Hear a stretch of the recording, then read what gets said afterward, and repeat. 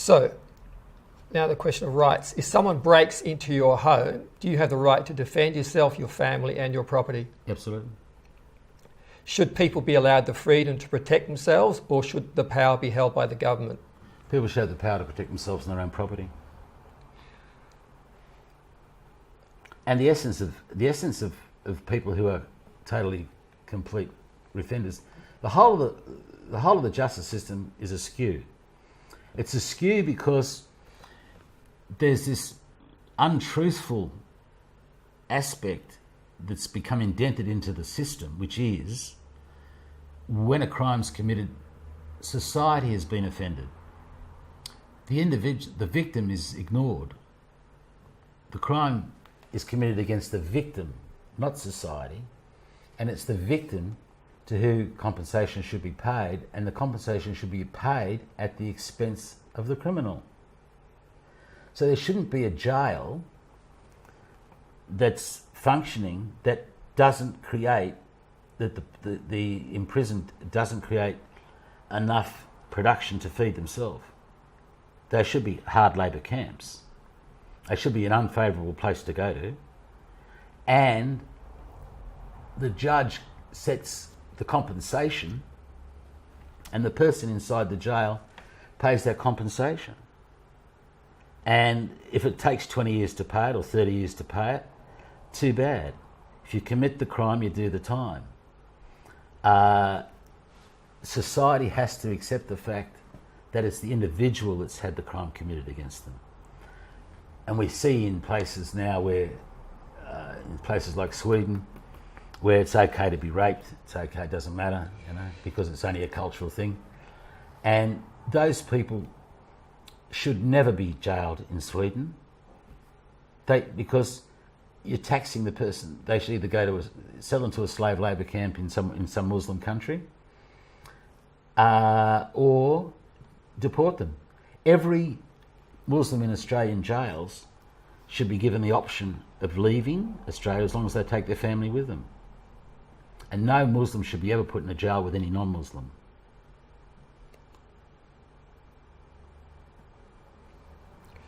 And now on choice, freedom to choose, who should decide what children can eat and drink?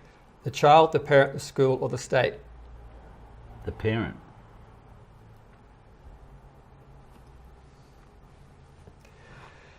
So, who decides whether the child learns to write in cursive, that is longhand, or not? John Carrick basically decided it when he changed the system. One of the greatest attributes a child can have is pleasure at their own writing. It's their own mirror image of themselves. So when children were writing in beautiful running writing or script or cursive, whatever you want to call it, the running writing was incredibly fast. So the child could transport thought in comprehension onto paper far more readily. Their thoughts weren't so disturbed. When they looked at their handwriting, they could see, oh, my handwriting's lovely, I'm a lovely person. It was their mirror image of themselves. So the socialists deliberately changed the handwriting from beautiful cursive to corrupted, what they call it, part cursive or modified cursive, I think they called it. They slowed the child's capacity to transfer thought onto paper, and they transferred the child's capacity to have an individual, good view of themselves from their own artisticness and speed to abhorring their own writing. I write badly. I can't write. I can't write well. It's a typical thing that a job applicant makes when they fill out a job application form in their own writing. I don't write well. So once you get someone saying I don't do this well, they've got excuses for saying I don't do other things well. It's a deliberate socialist plot to make children unemployable, to further tax small business owners, because one of the biggest taxes on small business owners is getting kids out of school to become employable. And the shocking way they're taught to write is part of the plan. To understand the reason for how they write, you've got to look at the result. And the thing about writing, whenever I meet somebody, I get them to fill out like a form, And I look at the writing, and I often comment on the writing. I say, "Oh, you've got really nice style or nice writing," and it said that the writing style says something about the person, Of course. about their personality. Yeah, it does. It does. It's not definitive, but it says something. It says something. And now to boundaries. So, what is more important, bridges or walls? Well, it's interesting when the Spartans were running towards the Persians, they burnt their bridges behind them so they couldn't retreat from the battlefront. That's where the burning of the bridges actually came from. Pull down this wall. I named one of my sons Reagan after Ronald Reagan. Pull down this wall. And then we've got the wall around the Vatican. Is that to keep people in or keep people out? So, I would say if I was going to choose between a wall and a bridge, I'd build a bridge. So what are the possible outcomes from building a bridge? Advancement or retreat. And what are the possible outcomes? And diving off. What? And diving off. And diving off. What are the possible outcomes from building a wall? Well, a wall is used for tolls. Toll to get in or toll to get out. And does a boundary keep you safe, or does it interfere with the rights of others to freely move around? The rights of others have to first be examined against the rights of self. A person has the right to defend the rights of others. So where's the let the refugees in crowd? Are they trying to defend the rights of me? Or are they trying to defend the rights of themselves? Or are they trying to defend the rights of the refugees who want to come in? None of that. The reason that they want others to have the right to come in is to have the right to introduce a socialist state for everyone. What possible reason could somebody have to want to import a person of which 70% will never become gainfully employed? That the crime rate will rise, that in certain areas real estate will fall, in certain areas real estate will rise, that you're always going to know how someone's going to vote. They always vote socialist. They always vote socialist. So defending the rights of others, I won't defend the right of a refugee to come to my country.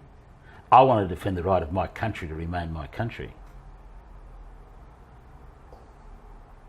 So should you have the freedom to walk through someone's backyard?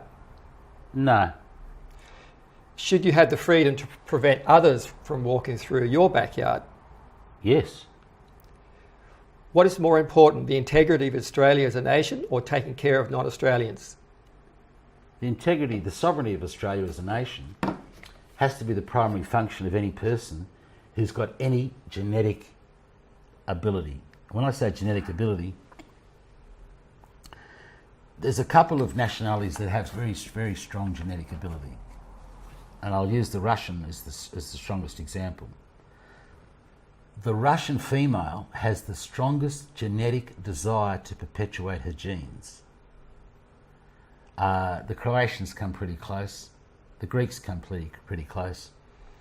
The Scots are there a little bit as well.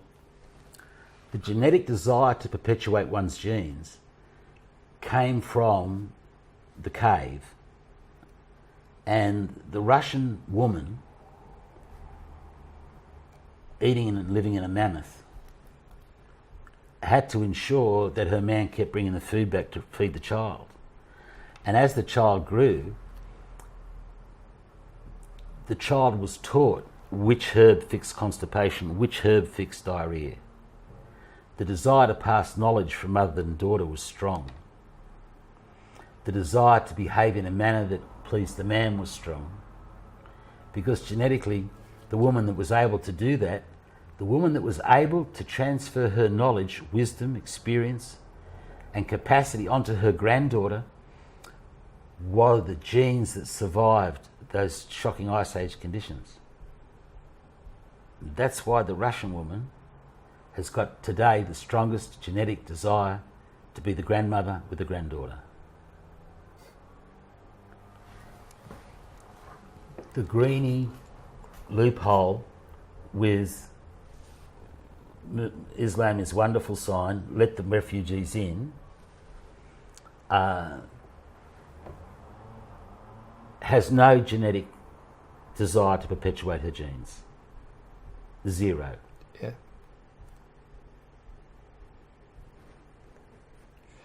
Okay. Now we're asking a stay go value question. So what would get you not to vote for your preferred political party, even though they may offer you all of the positives? The way they preference. When Tony Abbott did the very untruthful thing of saying vote Pauline Hanson last, I never voted. I was a member of the Liberal Party at the time. I was the president of the Werriwa Federal Conference. I was the president of the Liverpool branch of the Liverpool State Electoral Conference. I was a state council delegate. I was a federal council delegate. I know Tony Abbott. And when he said vote sitting member last, when he said vote Pauline Hanson last, I never voted one Liberal again.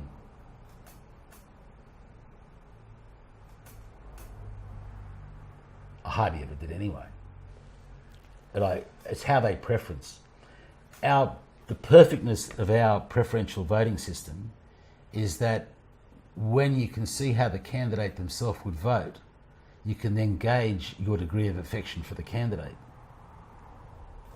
The parties should not determine the preferences. The candidates, individual candidates, should determine the preferences. You should know how your own candidate, how each candidate's going to vote in order to determine the nature of the person. With no other knowledge, how a person preferences is the clearest indication that there is as to the political fibre of that person. People like Michael Baird that deny the preferential voting system, and that idiot Langtree, whatever, the Liberal Party, the Liberal Party is chock-a-block full of very, very bad people because they've denied the perfectness of the voting system. Campbell Newman was the classic, refused to preference anyone. In his own seat where he stood, and I was at the polling booth, I went there with my Stop the Mosque banner because I was looking for the candidate that was preferencing Campbell Newman number 2. And I'd been lied to. There was none. The 5 candidates he stood against, not one of them preferenced him. It was non-compulsory, optional preferential.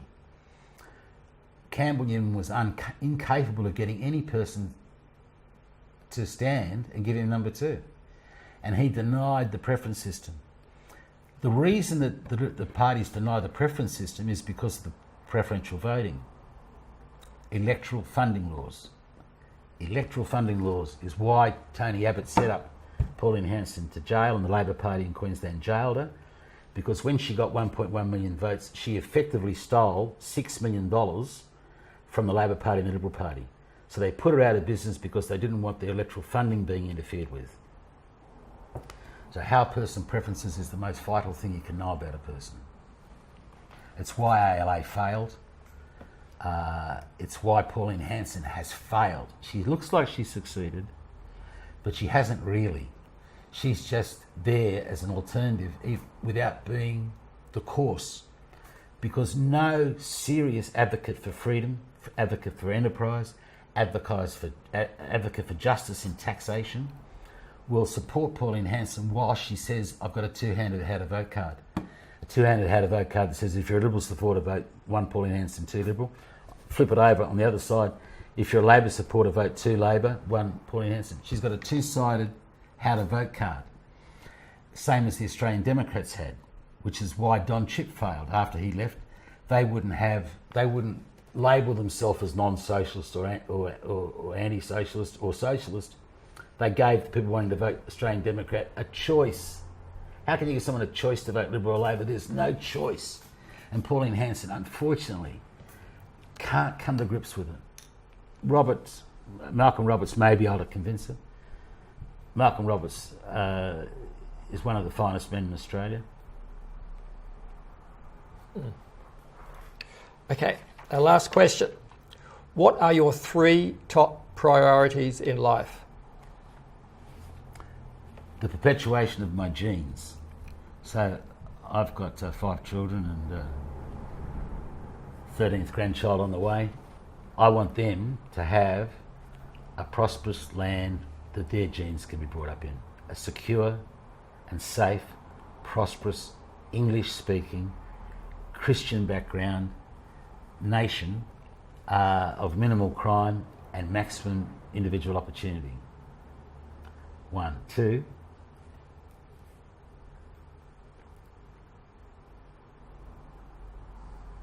The same. The same. It's good. Thank you very much. You're welcome. Good to meet you. Good conversation. Please take a moment to like and subscribe, remembering to click on the bell. Then check the comments box below to join our team of patrons and crew. And you can always find me on Facebook at the Peace Mapping Group. The link is in the comments box. And once again, thanks and all the best to you.